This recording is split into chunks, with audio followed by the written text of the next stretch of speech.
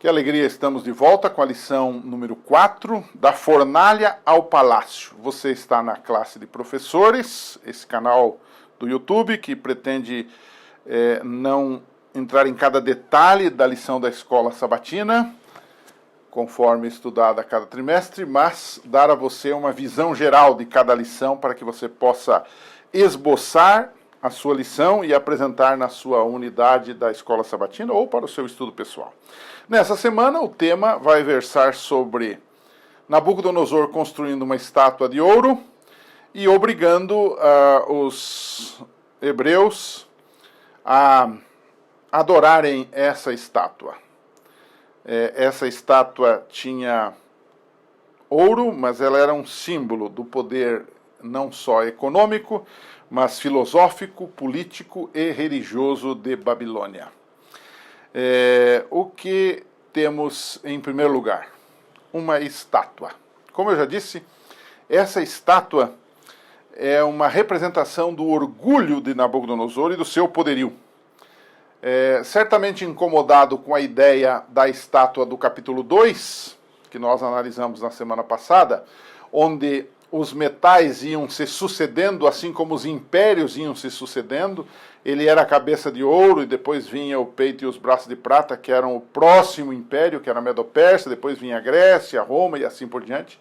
Ele se incomodou, e do alto do seu orgulho, da sua prepotência, e a gente que é desse jeito, ele resolveu construir uma estátua inteira de ouro, como a dizer, eu não passarei, meu império não passará. Uma grande bobagem, um ledo engano. E então, lá no campo de Dura, em Babilônia, ele construiu uma estátua. Dizem que o campo de Dura era como um santuário murado, e era uma espécie de lugar de confronto com qualquer outro deus que não fossem os deuses de Babilônia. Um lugar de culto aos deuses de Babilônia. Contrariamente ao santuário de Deus na terra, que era o lugar de culto ao Deus verdadeiro. E então, essa estátua, ela tinha algumas dimensões muito interessantes. A Bíblia diz que ela tinha 6 côvados por 60 côvados. O que isso indicava? Enquanto o ouro indicava a dimensão econômica e a dimensão política, do poderio político-econômico de Nabucodonosor e da Babilônia, o 6 era uma indicação da religião de Babilônia. O 6 estava ali embutida uma ideia dos deuses de Babilônia. O deus menor era simbolizado pelo número 6. O deus maior pelo número 60. Então Nabucodonosor estava dizendo ao mundo o seguinte: aqui nessa estátua ela é poderosa, porque aqui são todos os meus deuses, do menor ao maior. Ou seja, era uma clara afronta ao Deus verdadeiro, além de ser, naturalmente, um ponto de idolatria. Né? Na liturgia, 7 instrumentos, né, apareceram também para tocar a música. Ele queria dar a ideia de algo perfeito, né? Porque o número 7 na Bíblia indica perfeição. Enfim, o que temos aqui é uma estátua que claramente é uma afronta ao Deus verdadeiro. Apesar das evidências do poder de Deus, lá no capítulo 2, não apenas revelando, mas interpretando o sonho da estátua para ele, Nabucodonosor ficou endurecido e voltou à sua idolatria de sempre. Há muita gente que é assim, Deus demonstra o seu poder, Deus demonstra a sua graça, mas eles voltam aos mesmos pecados, porque parece que há um certo prazer nesse tipo de coisa. Então, essa é a descrição da estátua. Aliás, aqui você percebe uma coisa muito interessante. Se você comparar a estátua de Daniel, capítulo 3, as dimensões do 6, do 60, você vai se lembrar que em Apocalipse 13, 18, fala de um tal de 666, 666. Então, se você tomar essa estátua, você vai perceber que há aqui uma ligação entre a religião da Babilônia antiga com a Babilônia mística, com a Babilônia espiritual no tempo do fim. O 6 era o deus menor, o 60 era o deus maior e os 600 eram todos os deuses. Então você tem aí o número 666, que é um símbolo de toda religião que é contrária à palavra de Deus, aos mandamentos de Deus, que está em oposição ao Deus verdadeiro. Por isso o número lá diz 666. E o texto lá de Apocalipse diz que esse é um número de homem.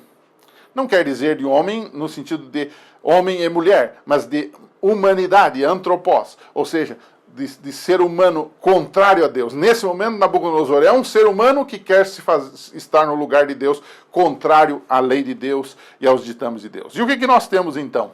Nós temos o segundo bloco da lição, que é uma prova de fé e adoração.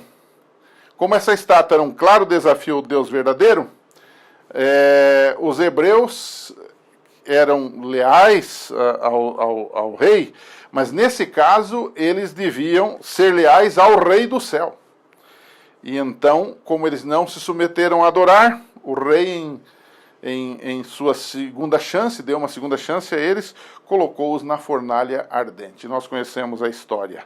E aí eles usaram a seguinte expressão, os hebreus: se o nosso Deus, a quem servirmos, quer livrar-nos, bom, que seja assim. E foi o que aconteceu. Então nós temos o terceiro bloco da lição dessa semana. Nós temos a estátua, nós temos uma prova de fé e adoração, e então em terceiro lugar nós temos um livramento espetacular. E no meio do fogo, quando eles estão lá na fornalha ardente de Nabucodonosor, a Bíblia diz que aparece uma quarta pessoa, um quarto ser.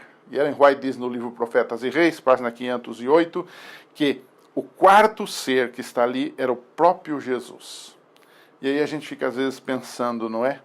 Nem sempre Deus age livrando seus filhos. Isaías foi cerrado ao meio, João Batista teve a cabeça decepada, né? Outros grandes homens de Deus e mulheres morreram na mão de reis impiedosos no passado. Mas isso revela que a nossa fé deve estar submissa à sabedoria e à soberania de Deus. Deus tinha planos com Daniel e os seus companheiros. Nós nem sempre conseguimos entender o porquê das coisas. Talvez nesse momento você esteja passando por uma luta que você não entende porquê. Nós nem sempre podemos entender o porquê das coisas. Mas uma coisa eu lhe digo, nós entendemos o Senhor de todas as coisas, e isto basta. Foi assim com Jó, foi assim com João Batista, foi assim com Paulo, foi assim com Daniel, e isto pode ser conosco também. Então eu concluiria a lição dessa semana fazendo uma pergunta. Por que os jovens hebreus que foram jogados na fornalha, eles disseram assim: se o nosso Deus a quem servirmos quiser ou quer nos livrar, que ele nos livre. Daniel 3, 17 e 18. Isso aí pode indicar duas coisas. Pode indicar falta de fé. Se ele quiser, ele que faça. Falta de fé. Mas pode indicar também submissão à vontade de Deus. Ele faz o que é melhor. Ele sabe o futuro. Ele nos conhece profundamente e conhece em toda a situação. Indica submissão. O que você acha? Os jovens hebreus tinham fé, submissão, ou eles tinham falta de fé?